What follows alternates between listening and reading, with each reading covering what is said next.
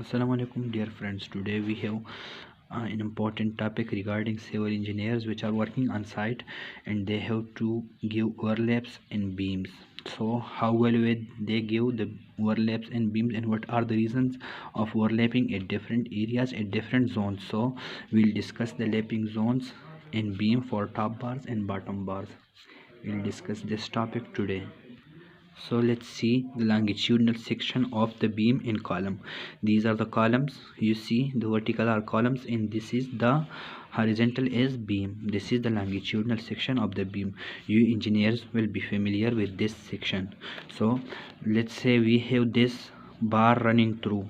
This is the top running bar and these are the bottom running bars you can see here. So for the top bars we will provide the lap in the mid of the beam. Let's say we have a beam like this. So we'll try to overlap the top bars here in the mid of the beam. You can see here I have overlapped the bars. This is the one bar and this is another one, and I have written here that the lap zone you will provide the lap zone in the mid of the beam. You can see here the lap zone will be in the mid. The reason for providing the lap in the mid zone for the top bars is what? It is this reason: a top bending moment is maximum at supports. So if you provide the overlap for the top bars close to the support here or here, so it will be the critical zone and the overlap will not provide you as much strength as you overlap in the mid.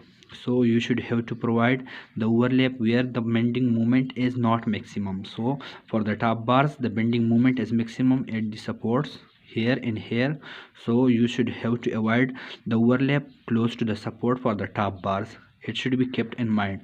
You should have to provide the overlap in the middle of the beam. For the bottom bars, if you see the bottom bars here you can see this is the bottom bar and here is the bottom bar. I have written here that the lapping zone close to the support. You can see here close to the support column or somewhere else, this is column. So you can see I have provided the lap close to the support.